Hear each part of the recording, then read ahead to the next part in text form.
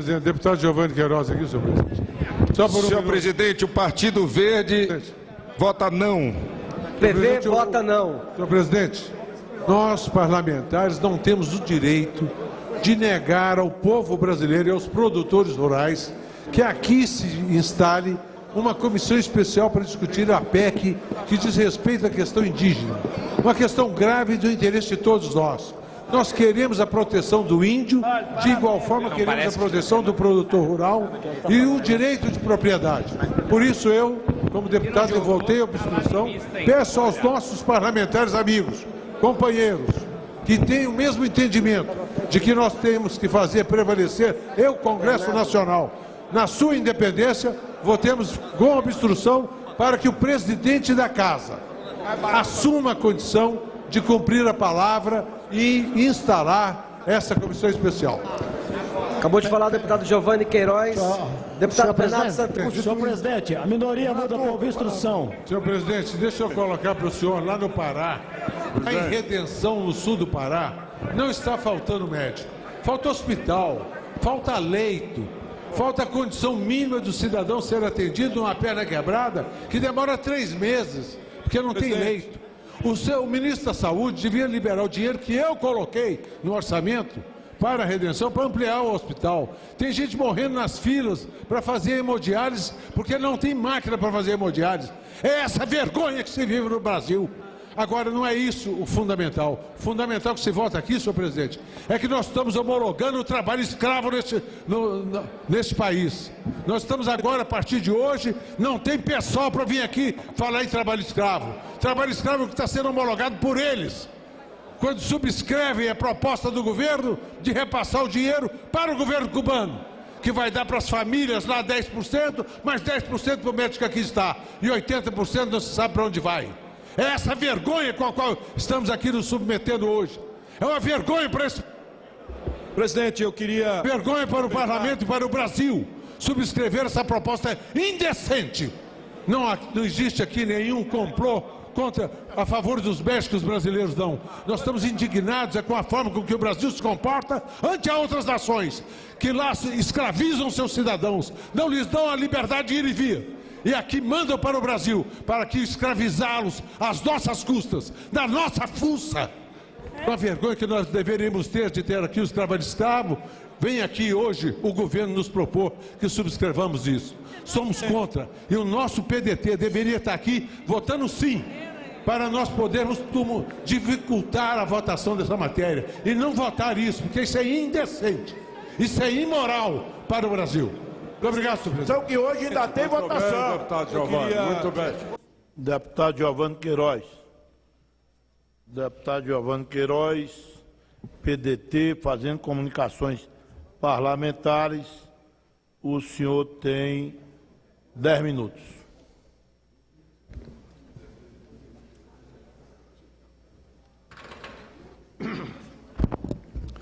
Senhor presidente, senhoras e senhores deputados, senhor presidente, eu gostaria só de falar das coisas boas deste país. Mas eu venho a essa tribuna e não posso deixar aqui de, ouvindo a deputada Cocai, Érica Cocai aqui, dizer que nós temos que ter brasilidade, defender os índios, e que a PEC 215 é uma afronta à Constituição, não é? Dizer que a cláusula pétrea, a demarcação de terras indígenas, a Constituição diz que terras indígenas são terras da União e que a demarcação destas passa necessariamente por autorização deste poder, do Poder Legislativo. Portanto, a PEC 215 nada mais quer do que poder participar do processo de demarcação dessas terras que, logicamente, pertencendo aos índios, terá que ser dos índios. Mas nós queremos muito mais do que dar terra aos índios, nós queremos dar dignidade. Nós queremos que eles tenham acesso à saúde, à educação. Não morram à míngua quando estão morrendo, como estão morrendo aqueles que foram isolados pelo poder executivo, deixados à margem do processo de desenvolvimento, para que eles voltem à época apenas de viver na Idade da Pedra. Essa vergonha que nós não podemos conviver. Nós queremos que os índios sejam resgatados para uma condição de vida decente, de vida digna. E é este o nosso papel. Nós, produtores rurais, queremos que eles também sejam e possam ser produtores rurais. Possam comprar seu carro, ter sua independência e não viver à míngua, pedindo esmola para o governo federal, como vivem hoje. São os indigenistas e meia dúzia de ONGs nacionais e internacionais que estão a buscar no índio a condição de expansão das suas terras como instrumento de proteção da Amazônia. Proteção entre aspas. Proteção de outras terras pelo Brasil afora, entre aspas. Os índios não estão a reivindicar só terra. Querem a terra que ocupam, e essa é legítima que seja deles. A que ocupavam em 88, que sejam deles. E devem ser deles. Mas não podem, assim, o governo estimular, incentivar, financiar a invasão de terras e propriedades de pequenos produtores, médios e grandes produtores, que ocupam há mais de 100 anos, como tantas destas no Rio Grande do Sul, Paraná, Santa Catarina, onde nem índio tinha. Mas eu não queria falar só disso, não. Essa é uma questão que nós temos que levar à frente. O ministro da Justiça está se ocupando, o presidente da Câmara está se ocupando também da matéria, o procurador-geral da República está inteirado, porque ontem também participou de uma reunião. Nós temos que dar uma solução ao problema. Mas vamos falar de outras coisas. Senhor presidente, senhoras e senhores deputados, eu trouxe aqui um rosário de matérias para se falar, mas o meu tempo é muito pouco, pequeno. Só sobre os médicos, rapidamente. Sobre os médicos... O senhor tem mais 4 minutos de liderança, se quiser somar. Muito obrigado, nobre deputado. Muito obrigado. Eu queria dizer de que ontem nós estamos votando ainda, está em processo de votação, aquele negócio mais médicos, não é? Mais médicos para o Brasil. Eu quero mais uma vez me reportar essa questão. O Brasil não precisa só de mais médicos, precisa de mais médicos com qualidade. Afastar o Conselho Regional de Medicina da condição de poder outorgar a licença para exercício da medicina é um absurdo. Não é o Ministério da Saúde que terá competência para fiscalizar o bom desempenho do profissional ou se ele está habilitado para o exercício da profissão. Esse é o primeiro ponto. Segundo ponto, nós estamos a admitir médicos que vêm de Cuba, vêm para trabalhar aqui como escravos brancos. Escravos brancos vão receber 10 mil reais, que aliás o governo não está fazendo nenhuma graça, está tirando dos municípios para pagar o médico. Não é o governo federal, o Ministério da Saúde, que está abortando mais recurso para atender a essa demanda de mais médicos dos municípios, não. Está tirando do município para pagar o médico, onerando mais os municípios. Mais do que isso, os cubanos recebem aqui R$1.000, a família lá mais R$1.000 ou R$1.500, e o restante fica no bolso do Estado cubano. Isso aqui no Brasil, se faz, é escravidão branca. O produtor rural que fizer isso, ou o industrial que fizer isso, chantageando o trabalhador na condição de que, olha, só pode ficar no Brasil ou fora de Cuba, ou ficar recebendo dinheiro, se a sua família tiver que pagar a conta lá em Cuba. Isso é uma vergonha. Nós estamos no Brasil hoje homologando a escravidão no mundo. Nem direito de ir e vir tem os cubanos, nem os profissionais de curso superior. Isso é uma vergonha. Mas eu quero falar de outras coisas. Senhor presidente, nós estamos fazendo lá agora uma mobilização no sul e sudeste do Pará, visando acordar o governo para questões extremamente graves e importantes daquela região. A ALPA, Aços Laminados do Pará, anunciado sob pressão, inclusive, do governo Lula, porque a Vale do Rio Doce não queria implantar a Aços Laminados do Pará, e ele peitou a Vale do Rio Doce e fez com que ela assumisse o compromisso de implantar uma siderúrgica em Marabá. Presidente, essa siderúrgica vai consumir menos de 1% de todo o ferro que é extraído da jazida de Carajás e levado para o exterior. Menos de 1%. Mas se consumisse 1%, seria alimentar uma só siderúrgica no Brasil e os outros 99% para 99 outras siderúrgicas do mesmo porte lá fora, gerando emprego, renda, lá em outros países do mundo. Canadá, China, Japão, outros países do mundo. Mas não no Brasil. No Brasil só uma. E esta uma está atrasada por 3 anos. Mas não tem a Vale do Rio Doce não tem dinheiro para fazer a siderúrgica. mas tem dinheiro para duplicar a ferrovia para levar mais minério in natura. Ou seja, esse país é um país colônia, escravizado por outros países e quer continuar desse jeito, deputado Quartiero. Olha que modelo vergonhoso. Nós somos um país que entregamos a nossa matéria-prima para que outros possam agregar valor e depois devolver em benefício em máquinas, em equipamentos, em carros, em aviões para o Brasil. Nós vamos ficar... Eu me lembro ainda, deputado estadual, visitando a Serra dos Carajás, nós tínhamos minério de ferro para 400 anos. Agora, recentemente, um executivo da Vale do Rio Doce disse que o nosso minério hoje é só para 100 anos. Porque eles saíram de 40 milhões de toneladas por ano para 120 milhões no ano passado. Com a duplicação, deputado, vai para 210 milhões de toneladas ano. Vamos ficar com o buraco, o apito do trem, o apito do navio lá no Porto de Itaqui e a miséria. E a miséria. O povo do sul do Pará não aceita mais esse tipo de procedimento do governo federal. Quem tem que assumir isso para valer é o governo federal. É dizer para a Vale, vocês agora só vão exportar milhares de toneladas a mais se milhares semelhantes ficarem aqui internadas para produzir aços especiais e condicionantes para que nós possamos ter uma indústria realmente forte, competitiva, capaz de gerar riqueza, emprego, renda para o povo brasileiro. Nós temos que deixar de ser esse Brasil colônia. Esse Brasil que nos envergonha às vezes, porque com a riqueza que temos, ainda estamos a ver homens e mulheres morrendo nas filas dos hospitais, como ontem ainda, um desses jornais televisivos mostrava a indignação lá em Belém do Pará, num hospital municipal, onde os servidores, enfermeiras, enfermeiros, diziam com indignidade: nós estamos aqui apenas para ver morrer nas filas deste hospital as pessoas que vêm aqui buscar socorro para viver. Tem 2 crianças, disse uma enfermeira, que estão aqui há 2 dias para serem operadas de apendicite. Eu que sou médico posso dizer, apendicite é urgência. Apendicite é urgência. Chegou, detectou, diagnosticou, opera. Sabe por que não estavam sendo operados, deputado? Faltava gás no Hospital Municipal de Belém. Dirigido hoje pelo senhor Zé Naldo Coutinho, do PSDB, que foi deputado conosco, e que disse que não podia criar o estado do Carajás em Tapajós, porque Belém acabaria, mas que se continuasse, ele seria o prefeito para ressuscitar Belém.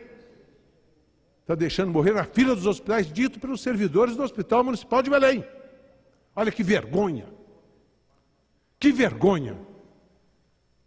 Até quando vamos viver neste país que vê se exaurir as nossas riquezas, que permite que seja duplicadas as ferrovias para exportar mais e que vai deixando o buraco e a miséria dos cidadãos que aqui vivem neste país tão maravilhoso, mas com um gerenciamento falho. Eu costumo até dizer que a presidente Dilma tem excelentes intenções, mas está cercada de muitos executivos incompetentes. Essa questão indígena é um exemplo disso. É uma vergonha. Até quando vão empurrar com a barriga os índios e os produtores vizinhos das áreas indígenas? Até quando? Falta iniciativa, falta coragem para enfrentar os problemas nacionais e assim por diante. Mas, senhor presidente, lá no sul do Pará nós estamos a discutir outras coisas. Por exemplo, nós temos a eclusa de Tucuruí feita 30 anos depois de feita a hidrelétrica. Então nós tivemos estancado o rio, não permitindo a navegação porque não tinha eclusa. Construída a eclusa 30 anos depois, ela ficou 5 vezes mais cara do que se fosse feita ao tempo em que foi construída a hidrelétrica.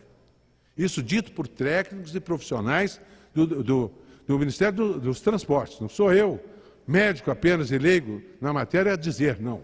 Estou aqui reproduzindo o que são estudos técnicos que afirmam isso. Muito bem.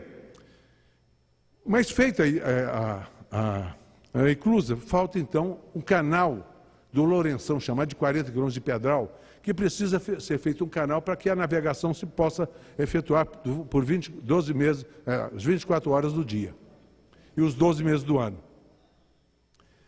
Esse projeto foi feito pela Universidade Federal do Pará, mas foi feito também pela Vale através de uma empresa privada que contratou. A Marinha fez a avaliação e entendeu que esse projeto precisava de algumas adequações que estão sendo feitas agora pela Universidade Federal, depois dos dados recolhidos pelo DENIT, lá em Santa Catarina, pela empresa que a Vale contratou. Aguardamos que em 30, 40 dias no máximo, possa a Universidade Federal devolver ao DENIT o projeto adequado, feito as adequações sugeridas pela Marinha, para que nós possamos ver o edital ser publicado para se construir, se fazer o canal de navegação no Pedral do Lourenção, que é um pedral de 40 quilômetros aproximadamente. E aí sim, nós vamos ter toda a navegação de Marabá até o Porto do Conde, o que, sem dúvida nenhuma, é de uma logística extraordinária para a produção daquela região. Mas mais do que isso. Está projetado, já vai entrar em licitação nos próximos meses ou dias, a hidrelétrica de Marabá. E olha que é possível que ocorramos no mesmo erro. Não se vai se fazer a hidrelétrica, deixar a área de recuo para a eclusa posteriormente. Não pode. O povo de Marabá não aceita, o povo do sul do Pará não aceita. O povo brasileiro não pode aceitar mais. Tem que haver, ao tempo em que se constrói a hidrelétrica, se construa também a eclusa. Nós não podemos mais admitir que, se, ao invés de gastar 200 milhões, se gaste 1 bilhão, 5, 10 ou 20 ou 30 anos depois. Não pode mais acontecer isso. E nós vamos, então, à Eletronorte, lá com o doutor Ademar Palocci, para discutirmos com ele que esse edital não pode ser colocado na praça pública, não pode ser publicado sem que as eclusas estejam incluídas. Assuma o governo o custo das eclusas. Assuma os outros entes a construção da hidrelétrica para a geração de energia. Mas nós não podemos permitir que não seja considerada a eclusa ao mesmo tempo em que se constrói a hidrelétrica para servir energia para o Brasil. Porque para nós do Pará, nós temos o suficiente. Aliás, com excedente, enorme excedente, só com Tucuruí. Mas muito bem, nós queremos servir ao Brasil, mas não queremos que esse servir ao Brasil prejudique mais o Pará, particularmente o sul e sudeste do Pará. De outra forma, serão outros reclamos. Implantação da BR-222 de Marabá, pela região do Rio Preto até São Félix de Xingu. Nós precisamos de muito mais coisas. E hoje, eu tive a oportunidade de estar ali na EPL, Empresa de Planejamento e Logística, com o Dr. Bernardo Figueiredo, sobre a ferrovia Pará-Mato Grosso ou Mato Grosso-Pará, como queiram dizer.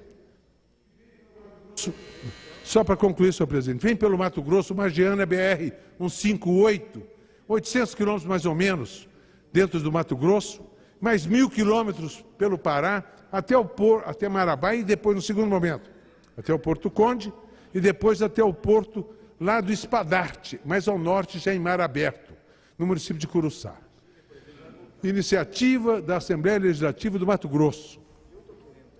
Hoje estivemos presentes com 3 deputados federais do Mato Grosso, presidente da Assembleia Legislativa, mais um deputado daquele estado, eu com o deputado Paulo Rocha, inclusive, estava lá conosco, nosso companheiro, ex-deputado, mas um baita companheiro em defesa dos interesses do Pará, está sempre presente. Tivemos juntos discutindo isto e o doutor Bernardo Figueiredo foi muito acolhedor da boa proposta. E eu acredito que a gente vai ter sucesso em mais esse instrumento para que nós possamos garantir a produção e que essa produção possa chegar a custos mais competitivos nos portos brasileiros. Muito obrigado pela tolerância, Vossa Excelência, senhor presidente. Muito obrigado. Continuando as comunicações parlamentares, deputado Paulo César Quartiero. O senhor tem até 10 minutos.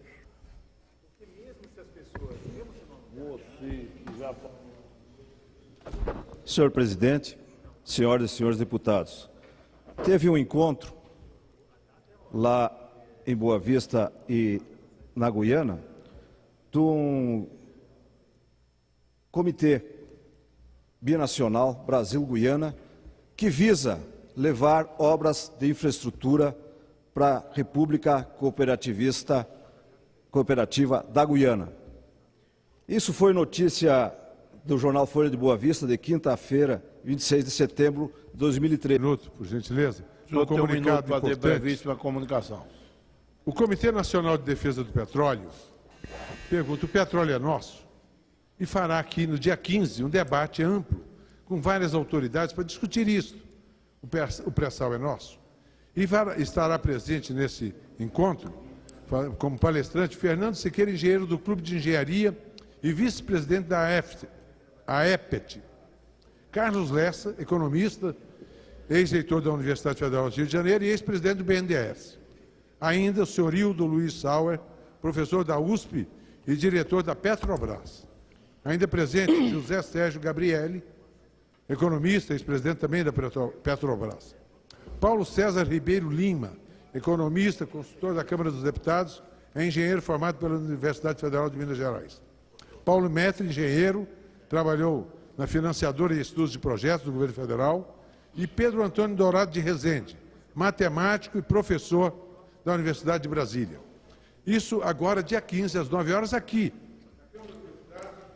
Nereu Ramos, auditório Nereu Ramos. É um convite extraordinário para que possa participar o povo brasileiro. Muito obrigado, senhor presidente. Deputado Augusto Carvalho, 1 minuto. Senhor presidente, com a devida vênia do nosso querido deputado Isalci, apenas... Do Isaías Silvério, Las Botelho, Roberto Lucena, Giovanni Queiroz, o senhor tem 3 minutos, mais um, de que o senhor não falou e acumulou do dado como lido. 4 minutos. Presidente Amauri, senhores deputados, senhoras deputadas. Hoje, Bom Dia Brasil, Chico Pinheiro, fazendo uma crítica ao projeto de lei aprovado no Senado, que regulamenta a Constituição e permite, com isso, que os estados, na adequação da legislação, possam criar municípios do Brasil. Mas uma crítica veemente, como se criar municípios fosse o maior crime. Estão acostumados com ar-condicionado, bem pagos, deveriam correr o Brasil, conhecer a nossa realidade. Chico Pinheiro, não vá dar opinião sobre aquilo que você não conhece. Conheça o Brasil primeiro. Pergunte se algum dos povoados ou distritos criados neste país querem voltar à condição de serem independentes dos municípios-mãe. Lógico que não. Essa é a organização no mundo. Nós fizemos essa opção. Será que nós deveríamos ter só 2 estados? Ou deveríamos ter mesmo os 27 que temos hoje? Será que nós deveríamos ter só 20 municípios? Ou os 5.600 municípios que hoje existem? Aí, pega uma opinião de um técnico na área de orçamento, e ele diz, não, porque os municípios são todos dependentes da União, do Fundo de Participação dos Estados e do ICMS. Mas lógico que estão, deputado Zé Geraldo. Esse é um problema da nossa lei, da nossa Constituição, a centralização financeira na mão do Estado e da União. Restando aos municípios apenas o IPTU, alguma taxazinha de serviços, mais nada. Mas todos sobrevivem melhor do que se fossem povoados. E nós, lá do Pará, somos testemunhos da necessidade efetiva de se criar mais municípios. Darmos independência a essa célula-mãe que constitui realmente o Estado e a nação. Por isso eu fico aqui preocupado. O senhor Chico Pinheiro talvez desconheça. Município Serra da Saudade, de Minas Gerais, tem 825 habitantes. Está entre os melhores IDHs do Brasil. Borá, em São Paulo, tem 834 habitantes, é a segunda menor cidade do Brasil. Está entre os melhores dos melhores IDHs do Brasil. Não é a população, mas essa lei que foi votada e aprovada ontem é extremamente rigorosa, é muito ruim. Nós deveríamos voltar à condição da Constituinte de 88, que delega aos estados a competência para legislar sobre a matéria. Senhor presidente Amauri, essas críticas feitas, às vezes, por quem não conhece a nossa realidade, são nocivas, porque o Jornal Nacional, a Rede Globo, tem uma respeitabilidade muito grande. Quem não conhece o tema se deixa levar por aquela crítica, aquela análise, aquela informação dada pela Rede Globo, como se fosse um crime criar municípios do Brasil. Olha que vergonha. Nós estamos passando da hora de darmos condições deste país ter uma melhor regulação na sua geopolítica. E como exemplo, critique a Alemanha, que é 20 vezes menor que o Brasil, e que tem 15 mil municípios, tem 16 estados. Critique a França, que de igual forma tem 4 mil e poucos municípios, num território 8 vezes menor que o Brasil. Então, senhor presidente, fica aqui o nosso registro, lamentando que a Rede Globo tenha se proposto a fazer uma crítica indevida sobre a criação